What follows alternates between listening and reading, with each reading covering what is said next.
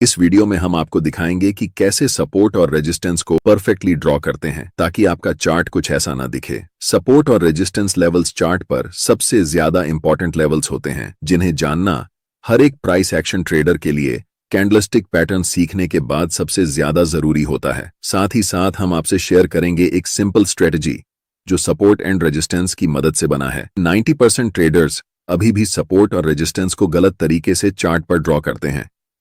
ये इतना इंपॉर्टेंट क्यों है? क्योंकि अगर आप सपोर्ट और रेजिस्टेंस को अच्छे से ड्रॉ करना सीख गए तो आप मार्केट के टॉप और बॉटम को ट्रेड कर सकते हैं, जो कि हर ट्रेडर का सपना होता है।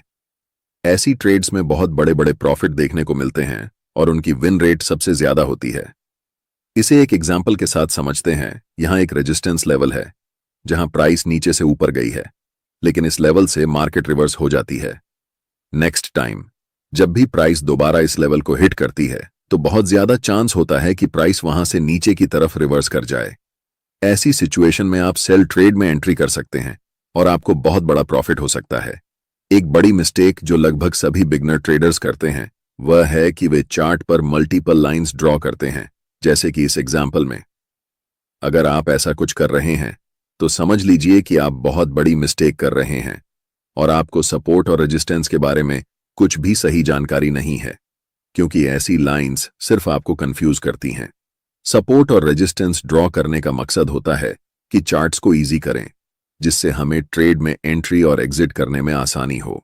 ज्यादातर ट्रेडर्स ऐसी मिस्टेक कर रहे हैं क्योंकि वे सीक्रेट सपोर्ट और रेजिस्टेंस रूल्स को फॉलो नहीं करते। पहला रूल, मल्टीपल रिजेक्शंस।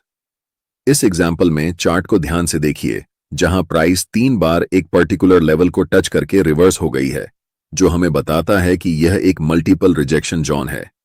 इसीलिए हम यहां एक सपोर्ट लेवल ड्रॉ कर सकते हैं। इसके जस्ट ऊपर जब भी प्राइस इस लेवल पर आएगी तो यहां से प्राइस मल्टीपल टाइम्स रिजेक्ट होकर नीचे की तरफ गई है, इसीलिए हम यहां पर एक रेजिस्टेंस लाइन ड्रॉ कर सकते हैं। अब आपके मन में सबसे बड़ा सवाल उठ रहा होगा कि ऐसे चार्ट्स में हम सपोर्ट और रेजिस्टेंस को कैसे ड्रॉ करेंगे जहां पर मल्टीपल रिजेक्शंस हुए ही नहीं हैं।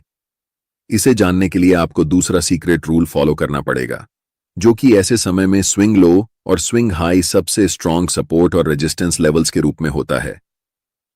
इस एग्जाम्पल में प्राइस ने मल्टीपल रिजेक्शंस नहीं लिए हैं, लेकिन प्राइस ने एक स्विंग हाई बनाई है और वहां से रिवर्स हुई है, और वह भी छोटा सा रिवर्स नहीं बल्कि एक बड़ी रेड कैंडल बनाकर नीचे आई है।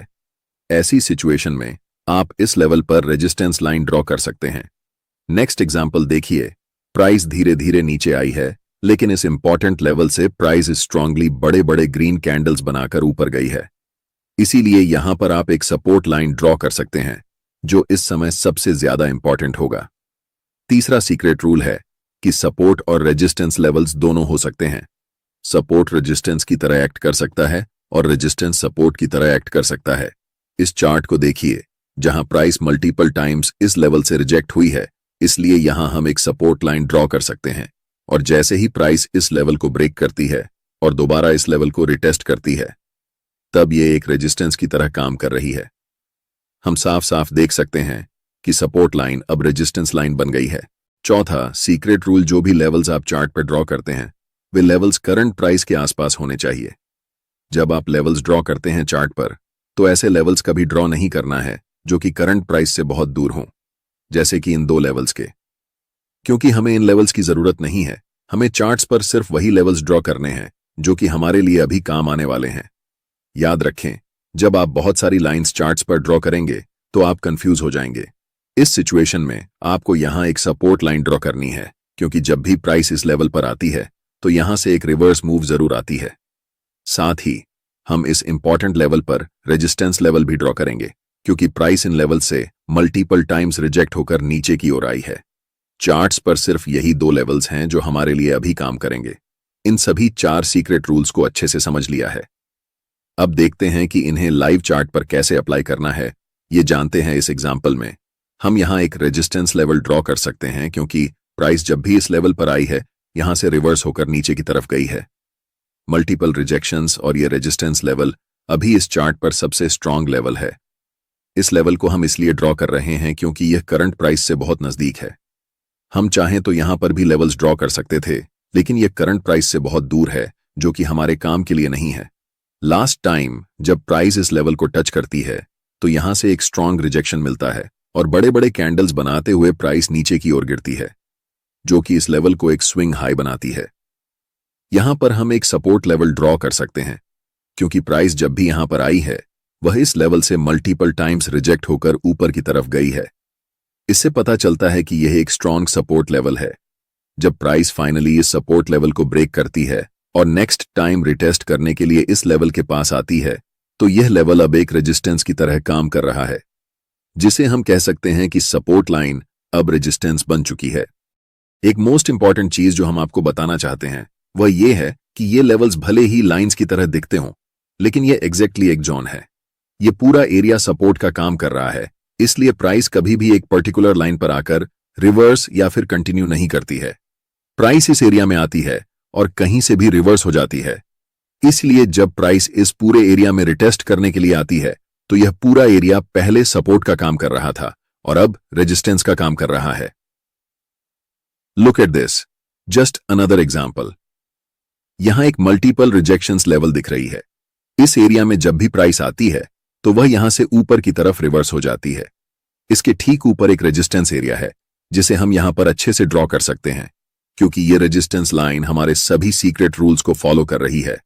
अब आपसे एक सवाल है, क्या आप यहां पर सपोर्ट लाइन ड्रॉ करेंगे? द आंसर इज बिल्कुल नहीं, क्योंकि यह सपोर्ट लाइन करंट प्राइस से बहुत दूर है, जो कि हमारे काम की अभी फिलहाल नहीं है। इसलिए हमें ऐसे लेवल्स के बारे में सोचना ही नहीं है जो करंट प्राइस से बहुत दूर हों। मैं चाहता हूं कि आप वहीं पर फोकस करें जहां पर प्राइस अभी है। ऐसे लेवल्स को ड्रॉ करने पर फोकस करें जो उस समय करंट प्राइस से सबसे ज्यादा नजदीक हैं। हम इस सपोर्ट लेवल को तभी ड्रॉ करेंगे जब प्राइस रीसेंट सपोर्ट लेवल को ब्रेक डाउन कर दे और प्राइस स्ट्रांगली रेड कैंडल्स बनाते हुए नीचे की तरफ आने लगे। लेकिन अगर ऐसा नहीं होता है तो हम इन्हीं दो लेवल्स के बीच में फोकस करेंगे। अब आपने बहुत अच्छे से सीख लिया है कि कैसे चार्ट पर परफेक्टली सपोर्ट और रेजिस्टेंस लेवल्स को ड्रॉ करना है। इसलिए अब मैं आपको मेरी सबसे सिंपल और high win rate trading strategy बताने जा रहा हूं, जिसके लिए मैंने शुरुआत में आपसे प्रॉमिस किया था। इस चार्ट्स को ध्यान से देखिए। मैंने यहां एक रेजिस्टेंस लेवल ड्रॉ किया है, क्योंकि जब भी प्राइस इस इंपॉर्टेंट एरिया में आती है तो यहां से प्राइस रिजेक्ट होकर नीचे की तरफ जाती है। इसलिए हमें यह क्लियरली पता है कि यह एक बहुत ही स्ट्रांग रेजिस्टेंस एरिया है। पहली चीज जो आपको यहां पर देखनी है वह यह है कि इस समय प्राइस इन लेवल्स पर क्या कर रही है। क्या प्राइस इस लेवल को ब्रेक करके ऊपर जाने वाली है या फिर इस लेवल को रिस्पेक्ट करते हुए वापस नीचे की तरफ आने वाली है? और यहां पर हमें एक इवनिंग स्टार कैंडलस्टिक पैटर्न दिखता है, जो कि एक बेरिश कैंडलस्टिक पैटर्न है। इसका मतलब है कि मार्केट में सेलर्स स्ट्रांग हैं और बहुत ज्यादा चांसेस हैं कि प्राइस अब यहां से नीचे की ओर जाने वाली है। लेकिन सिर्फ रिवर्सल कैंडलस्टिक पैटर्न को देखकर हमें मार्केट में तुरंत डाउनसाइड एंट्री नहीं करनी है। हमेशा आपको मल्टीपल कंफर्मेशन ढूंढने होते हैं, क्योंकि जितने ज्यादा कंफर्मेशन सिग्नल्स हमारे पास होंगे उतना ही ज्यादा मार्केट के नीचे जाने के चांसेस रहेंगे। अगली चीज जो हम यहां देख रहे हैं वह यह है कि यहां कैंडलस्टिक और मूविंग एवरेज की क्रॉसओवर हो रही है। This is my last conformation. इससे पहले मूविंग एवरेज कैंडलस्टिक पैटर्न के नीचे थी, लेकिन इस क्रॉसओवर के बाद मूविंग एवरेज कैंडलस्टिक के ऊपर हो चुकी है और प्राइस धीरे धीरे नीचे की ओर जा रही है। अब हमारे पास 3 कंफर्मेशन हैं, जिस कारण हम सेल ट्रेड में एंट्री ले सकते हैं। पहला, हमारे पास एक इंपॉर्टेंट रेजिस्टेंस लेवल है। दूसरा, इस इंपॉर्टेंट रेजिस्टेंस लेवल के पास एक इवनिंग स्टार कैंडलस्टिक पैटर्न की फॉर्मेशन हुई है, जो कि एक बेरिश कैंडलस्टिक पैटर्न है।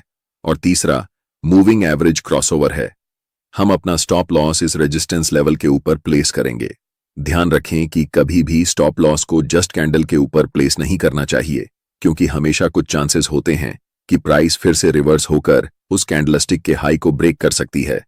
और टारगेट हमेशा रीसेंट की लेवल्स तक रखना चाहिए। इस समय हमारे पास एक सपोर्ट लेवल है, इसलिए हम यहां तक अपनी टारगेट्स रखने वाले हैं। अगर आप भी इस तरह से सपोर्ट और रेजिस्टेंस का इस्तेमाल करके ट्रेड में एंट्री लेंगे तो आपको भी ट्रेड की एक्यूरेसी हाई होगी। कोई बात नहीं, अगर आपने अभी तक इसे पूरी तरह से नहीं समझा है तो चलिए इसे एक और एग्जाम्पल से समझते हैं। इस समय प्राइस एक मेजर सपोर्ट एरिया के पास है, लेकिन सिर्फ प्राइस सपोर्ट एरिया के पास होने से हमें ट्रेड में एंट्री नहीं करनी है। हमें हमेशा कंफर्मेशन के लिए इंतजार करना होगा। एटलीस्ट हमारे पास 3 कंफर्मेशन होना चाहिए। तभी हम ट्रेड में एंट्री करेंगे। इस समय हमारे पास सिर्फ एक कंफर्मेशन है कि प्राइस सपोर्ट लेवल के पास है, इसलिए हमें पेशेंस रखकर मार्केट में इंतजार करना होगा। जब प्राइस इस सपोर्ट लेवल पर एक बुलिश इनगल्फिंग कैंडलस्टिक पैटर्न को फॉर्म करती है, जिसका मतलब होता है कि इस की सपोर्ट लेवल पर बाइंग प्रेशर बहुत ज्यादा है, ये हमें एक सिग्नल देती है कि प्राइस अब इस सपोर्ट लेवल को नीचे ब्रेक नहीं करेगी। ये हमारे लिए एक और कंफर्मेशन है। और तीसरा कंफर्मेशन है मूविंग एवरेज क्रॉसओवर। इससे पहले प्राइस मूविंग एवरेज के नीचे चल रही थी, लेकिन अब इस क्रॉसओवर के बाद प्राइस मूविंग एवरेज के ऊपर चलने वाली है।